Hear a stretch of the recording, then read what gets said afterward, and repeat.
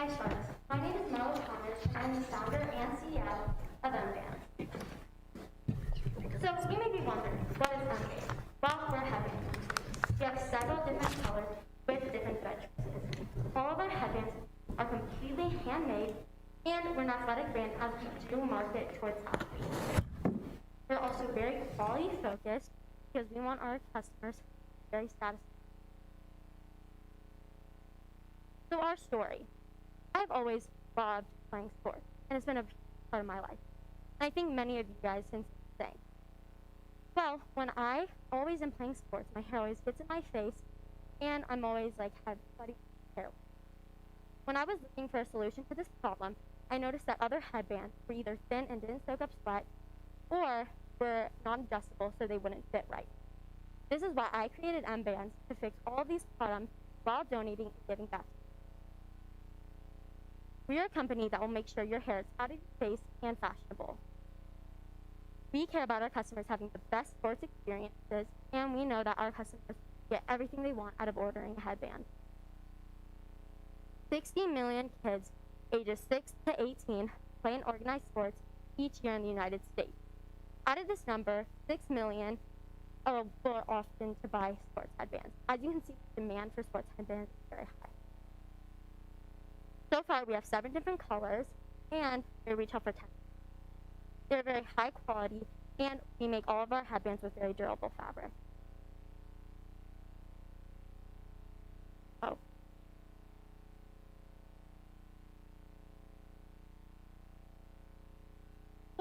what's the problem? So not many headbands and good enough quality. A lot of them aren't and don't hold in sweat.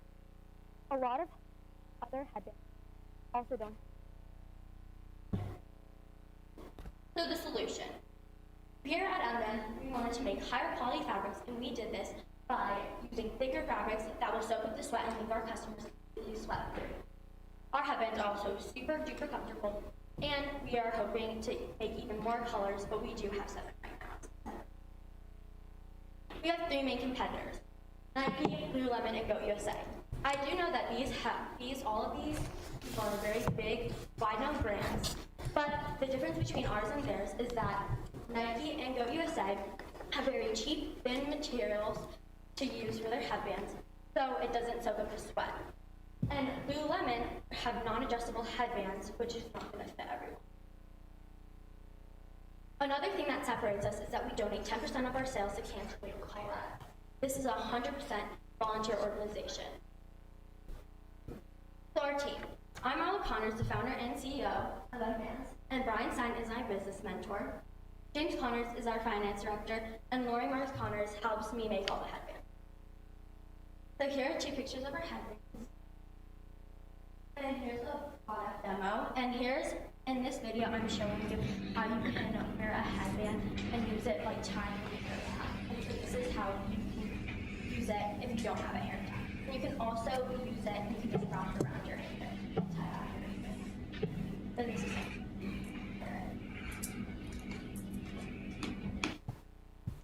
Our target market is girl athletes ages 8 to 18. We're also targeting boy athletes, parents, and parents of athletes. We also are targeting to anyone else who wants us to headband for fashion purposes.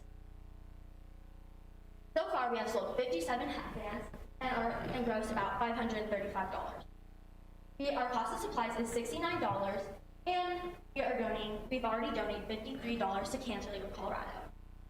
We made a net profit of $412 so far, and our cost per headband is $1.22. In 1 year, we're hoping to sell about 112 headbands, gross about $1,120, and make a net profit of $871.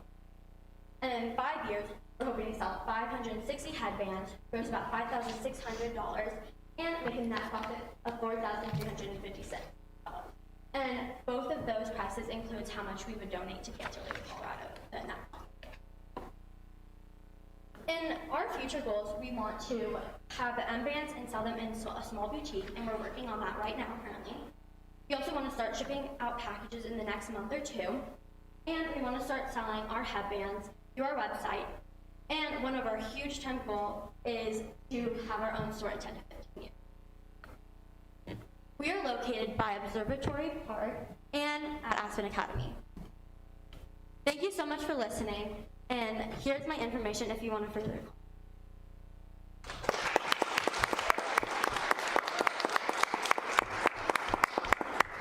Good job, Marlowe. Good job. Questions?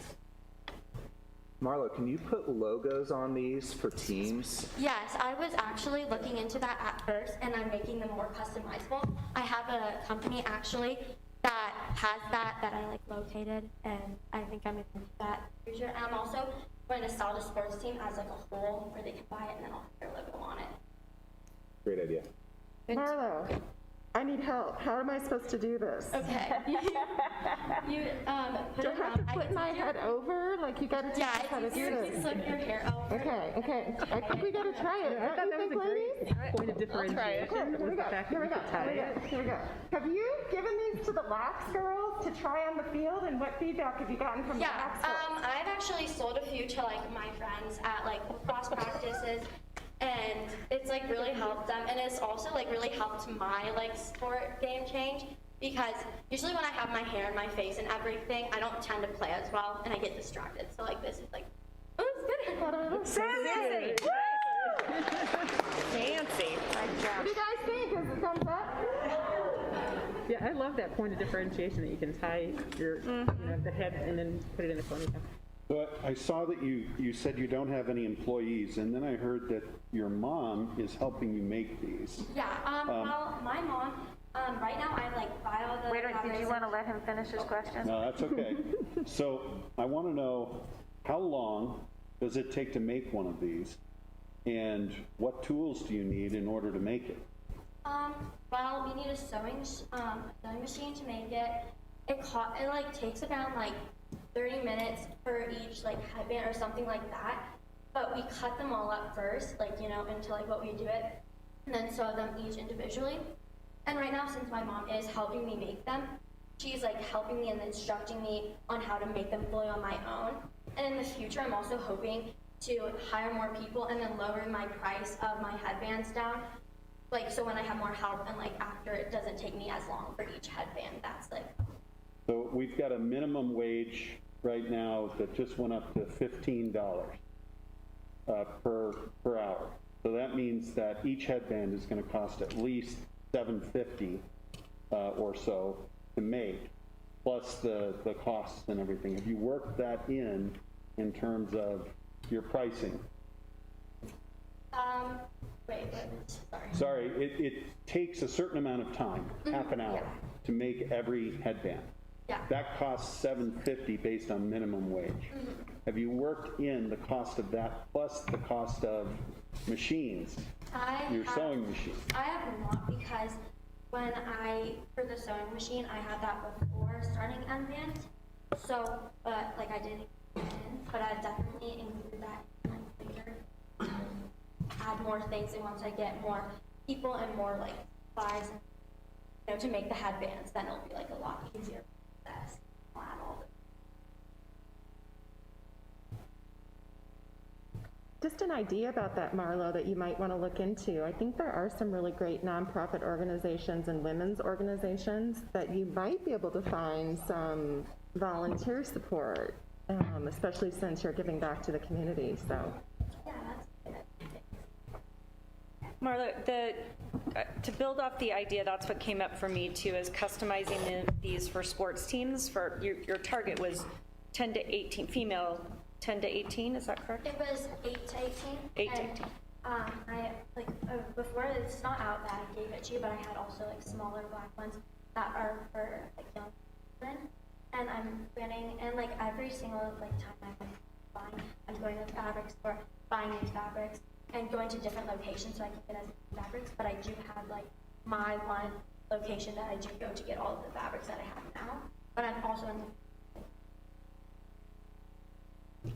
One idea, I love the idea just to customize them for the entire team for camaraderie, and the girls especially love to do that. And is there a possibility in your business plan to then donate a portion of those profits back to that particular team so they can use it for whatever they're doing? yeah, I think I would had to.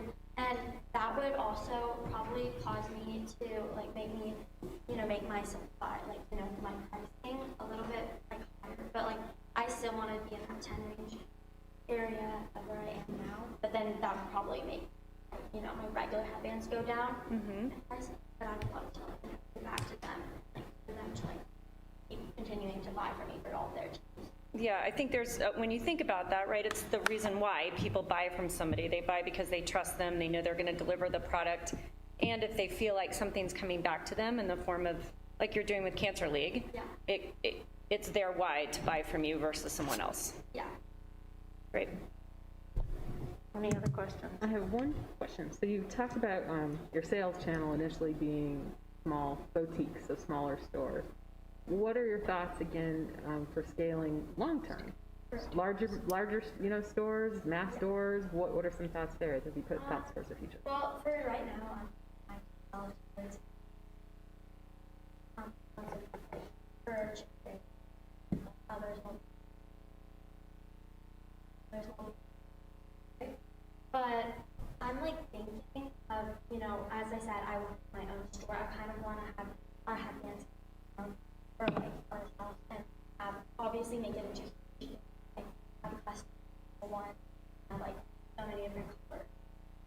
Having that kind of where I want to go with it. Yeah, and I don't know at this moment like what other bigger stores I would sell into, but maybe like it's pretty, this like like stores like that where they sell it. Marlowe, just to build off that, another idea, independent yoga studios too. When people walk in and don't have something for their hair, they're willing to buy right then. So that might be something for you to think about. Thanks, Marlowe. Great job. Judges are really comfortable.